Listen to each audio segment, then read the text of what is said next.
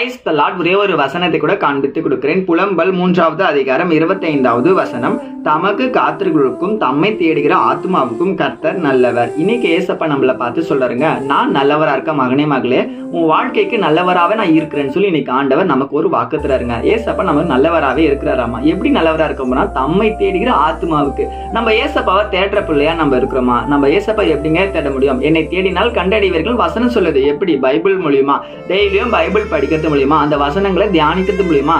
ஏசப்பா யாரு, அவர் எப்படிப்பட்டவர், அவர் எப்படிப்பட்ட நன்மைகள் நம்ம வாழ்க்கையில செய்வார்ன்றதை பத்தி நம்ம தெரிஞ்சுக்க முடியும். அவருடைய வருகையை பத்தி நம்ம தெரிஞ்சுக்க முடியும். நம்ம வாழ்க்கை எப்படி வாழணுன்றதை பைபிள் நமக்கு கத்துக் கொடுக்கும். அப்போ நம்ம என்ன பண்ணணும்? டெய்லியும் பைபிள் படிக்கிற ஒரு பிள்ளையா இருக்கும்போது நம்ம ஏசப்பாவை தேடுறோமா? அப்படிப்பட்ட பிள்ளைங்களுக்கு தான் ஏசப்பா சொல்றாரு, மகனே மகளே, நான் உங்களுக்கு நல்லவரா இருக்கேன். அப்ப நான் வாழ்க்கைக்கு நல்லவர்னா என்ன?